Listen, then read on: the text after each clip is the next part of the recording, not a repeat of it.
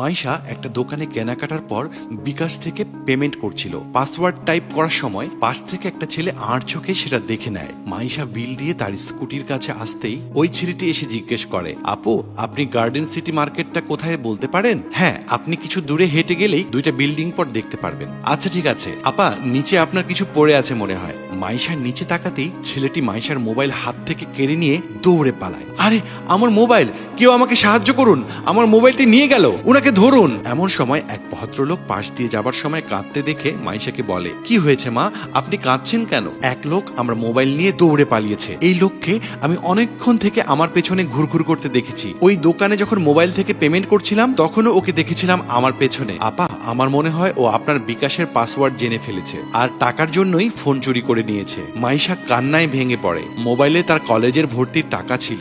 লোকটা তাকে বুঝিয়ে পুলিশে জিডি করতে বলে। জিডি করলে একটা না একটা সমাধান নিশ্চয়ই হবে। অন্যদিকে ছেলেটা মোবাইল ফোন নিয়ে পালিয়ে তার বন্ধু নোমানের কাছে আসে। এই দেখ কি নিয়ে এসেছি। পুরনো ফোন দিয়ে কি হবে? এই ফোনে বিকাশ অ্যাকাউন্টে বেশ কিছু টাকা আছে আর আমি গোপনে তার পাসওয়ার্ডও দেখে ফেলেছি। নোমান লোভী দৃষ্টিতে ছেলেটার হাতের ফোনের দিকে তাকায়। আজকে আমাদের ধান্দা ভালোই চলছে, তোর বিকাশ নাম্বারটা দে, আমি টাকাগুলো ট্রান্সফার করে নেই। তারা দুজনই মোবাইল থেকে টাকা নিজেদের মোবাইলের ভাগ করে নেয়। আপনি জিডি করেছিলেন না? এই ছেলেটা আপনার ফোন ছিনতাই করে টাকা নিজেদের ফোনে ট্রান্সফার করেছে। মূলত এরা এভাবে একটা গ্যাং চালায় যারা পথে ঘাটে মানুষের টাকা পয়সা মোবাইল ফোন চুরি করে নেয়। এর দলের একজন এ বাসাতেই থাকে। নোমান কার নাম?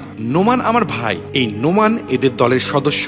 আমার ভাই? না না, আপনাদের কোনো ভুল হচ্ছে। এমন সময় নোমান এসে সামনে দাঁড়ায়। কি রে বোন, কার সাথে এত কথা বলছিস? নোমান পুলিশ আর তার বন্ধুকে দেখে ভয় পেয়ে যায়।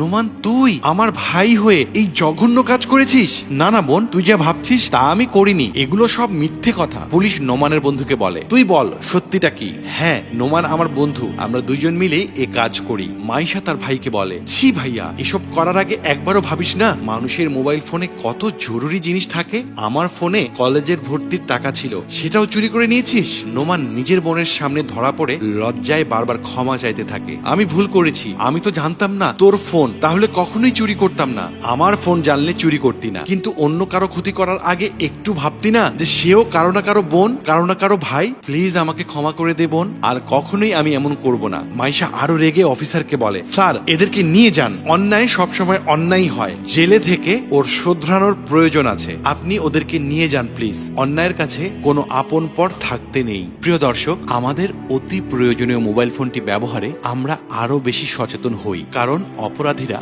আমাদের ক্ষতি করার জন্য ভিন্ন ভিন্ন কৌশল অবলম্বন করে। মহান আল্লাহ আমাদের সবাইকে বিপদমুক্ত রাখুন, আমিন।